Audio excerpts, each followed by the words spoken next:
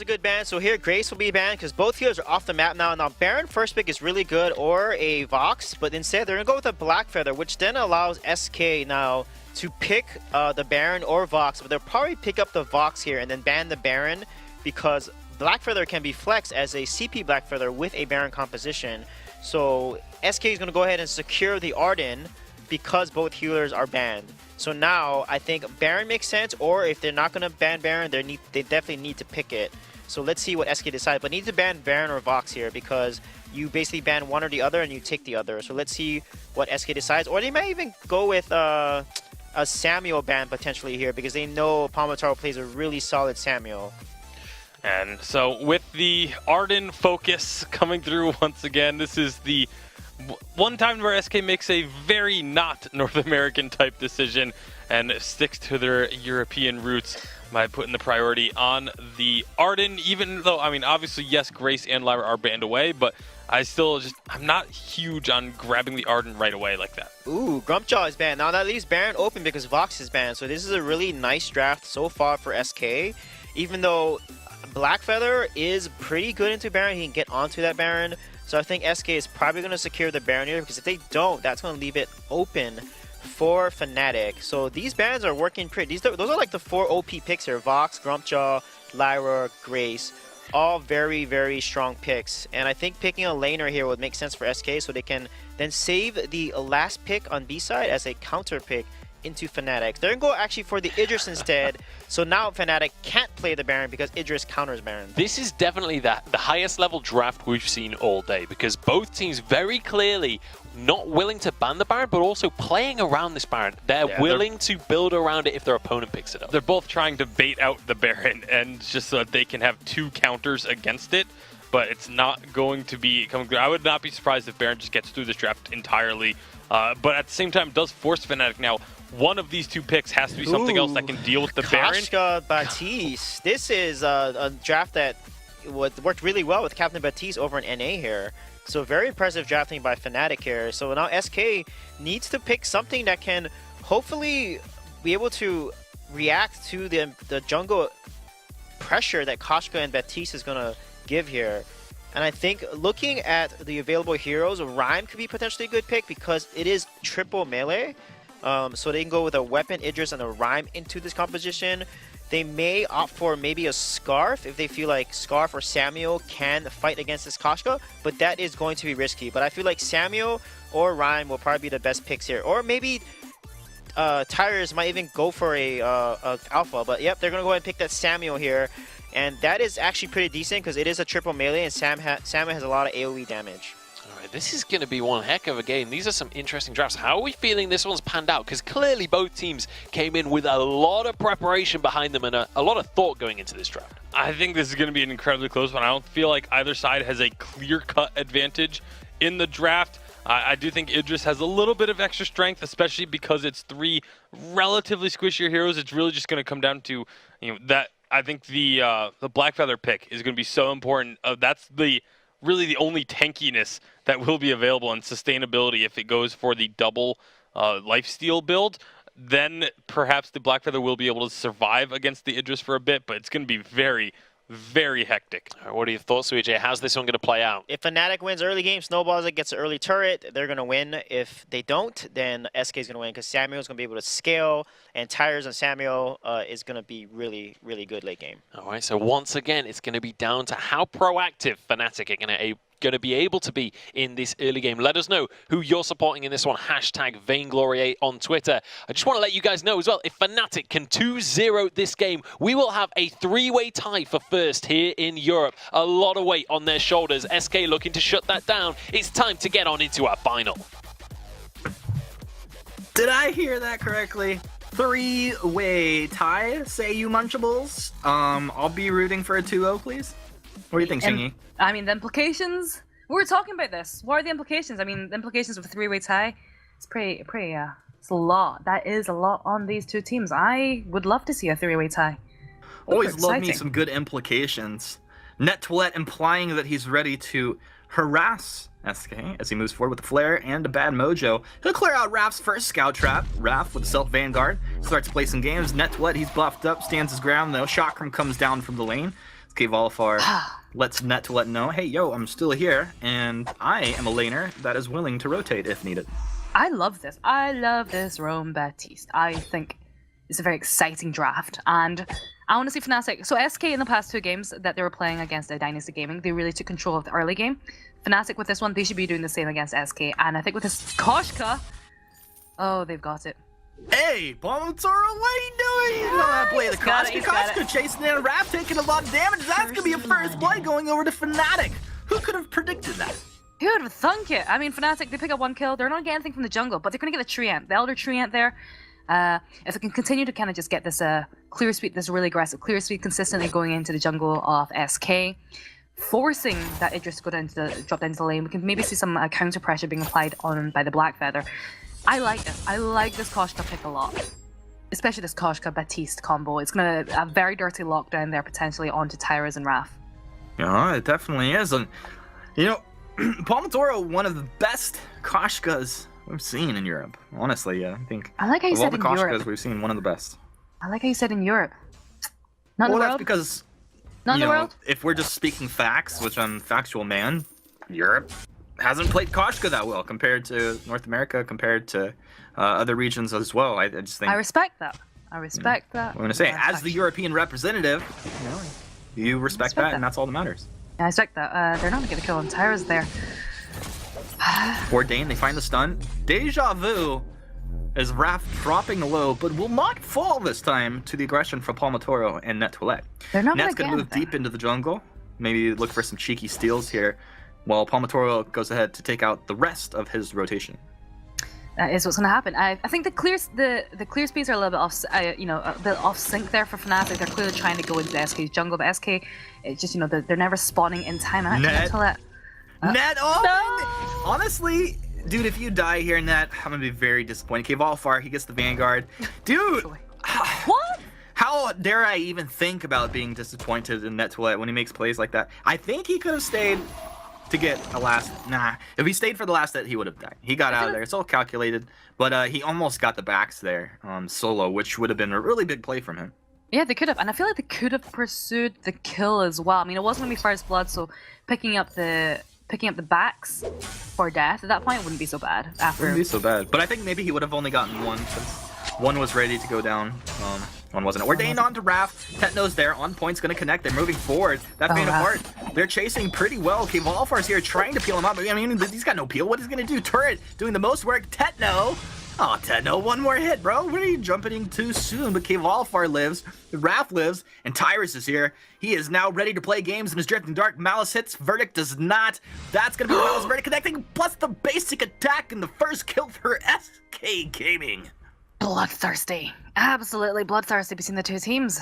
There, I think Palmatoro, we saw multiple members from both sides going extremely low, and they were able to pick up the kill there onto Net2let, and that's going to be the concern about this Baptiste Rome going into the late game, about how tanky he's going to be, how good as a front line he's going to be. Palmatoro just walked up and just killed Kvalfar. That was we saw way too easy. I mean, okay, they're going to be able to actually go for another one. Tyrus is going to get taken down. What? Who are these guys? Palmatoro? Man, you've been holding back on us. This is some very clean Koshka play coming out of Fnatic here. Very clean Koshka play. They're picking up the kills exactly the way we want it to be. We want to be seeing this early game aggression coming out, as we were saying before those multiple kills went down in the game. And, with this Baptiste captain, you don't want to go into the late game. It's all about getting winning that early to mid game, and so far they're doing a good job of it, but it's not as great a lead as we would like. Net2let's doing a good job of denying some farm away from Tyrus in the jungle there, but still, it's well, what kind of lead would we like, though? You say it's not enough. An absolute domination. That's what you want with this Koshka Baptiste. You want to just be denying the farm away from Tyrus. They're doing a good job of trying to shut down the lane as well. But we want to be seeing more of a lead, because if we get into the late game, I really do have significant concerns about how this Baptiste is going to scale as a captain. I think maybe with this Blackfeather as a laner, it wouldn't be so bad, because you do have someone who can actually tank up the damage fairly well, even though they are a carry. But with that Idris there, he scales so well into the late game. You want the early and mid game to be going towards Fnatic. Hopefully, if they get into the late game, we'll see an Echo come out onto this Rome Baptiste. We've seen that it's such an effective item. Of course, Net, wonderful player. We'll see if he he's anything like a star boy on that Batiste. Palmatoro playing some games here. Raph taking a lot of damage. Tyrus, though, in the Drifting Dark. Malice very good to come out. Palmatoro has he overstepped his welcome. Can he get out of there? No, he cannot. This is going to be Tyrus coming through, finding the kill. And Tyrus making the plays that SK really needed at this point. I mean, SK need Tyrus to be making these plays out of the jungle, and he's coming through. This is a comfort pick for him. Definitely Samuel, one of his top heroes. He drops the Drifting Dark, and he's going to secure the mid away from Fnatic. Nettoilette doing his best to contest that, but Tyrus, too much damage output. Yeah, both of the teams here really ramping up the early game aggression here, and SK, they're denying this early game pressure that Fnatic are trying to put on. They've managed to kill Palmatoro. They've been able to maintain most of their jungle. I think Palmatoro has an 8 CS lead compared to Tyra's, and I think that's because Nettoilette's managed to steal 6 CS away from him in the jungle. But Koshka, now that she has the Aftershock as well, I think that's going to be a big item spike. We have the fountains coming up from both of the sides as well. Tangible and Kivalafar as well. It's a good time for both of the teams to be fighting. Well, that's going to be K-Vol stunned up. He gets the Vanguard. Can he get out of here? He's got the Fountain as well. Kivalafar absolutely melted. They're going to go for Raph as well. Raph, I don't know. I don't even know what to say. They've still held on to the Fountain. Nettoilette is holding on to the Fountain the whole time. And that's the thing about this composition, is that they've got such great single target focus. Methodically, they picked up Kivalafar, then they were able to focus on Raph, and finally, you know, they've picked up a very early turret so far. It's like some of the trades that aren't, well, as far as Tyrus should be getting a kill here. Tyrus moving forward. Tetno, he's gonna get the healing, but can he get out of here? Gauntlet's gonna stun up Nettoilette now. Net loses his life. Tetno gets out of here. Raph pulls the trigger on that Gauntlet. Gonna be a big cooldown though. Over 100 seconds. SK, they're gonna take this opportunity to go for the gold miner here. Fnatic lurking in the wings out to the west. They will be moving in. Tetno, he's so good at stealing with that on point. Can he get in here? No, he cannot. K-Ball's gonna secure that. Palmatoro, you gotta get out of here. He needs a little move speed. Where's that move speed? Oh, Koshka moving so slow. SK able to turn this one around. I was just about to praise Fnatic for taking really good team fights, but just poor decisions in the last minute. Yeah, there's some. I think you were saying something about trade-offs earlier. They're not as clean as we would like. I think it's come apart because you know, it's a 5-4 situation. It's a lot closer than we would like. It's a lot closer than Fnatic would certainly like anyway. You know, we won't be seeing a 5-0 situation right now. But SK, they're doing a good job of mounting a good defense. They've been picking up their own kills, and the goal difference, what, 400, 500? This is not a situation Fnatic want to be in. They just need to keep picking up those objectives. Not able to get Raph there. It's a shame. Sure is a shame. Well, Nettoilette, he does have Fearsome Shade ready to go. No Gauntlet available, still another 30+ seconds for that. The Ardent only has the Vanguard, the Fountain ready to go to help his team out. As Fnatic start to move in here. Ordained is out. This is a 3 versus 2 situation. Now, Kivalafar is going to start to drop down. Net getting blown up. That's what. Oh, what are you doing, dude? Oh, Fearsome Shade the Fountain. The Crucible isn't body enough time. Yo, dude, will somebody help this man out of a sticky situation? Oh, this is a bad place to be in. Tetno, Rose offensives defensively. Backwards. The on point's going to connect Chakram, the Malice and Vertical as well, though. And SK in advantage. Start to move forward. They're going to put some good damage out onto this turret here. This is exactly what they want to do. Palmatoro comes forward. Twirly Death. He's just in and out using Koshka move speed, but they're just waiting for potentially that Samuel or the Idris to overstep. And K-Volver, there you go. Oh, the damage! Down the trapped inside. A nice reflex to get out of that one, though. Tetno, where's Nettoilette? There he is. Just a little too late.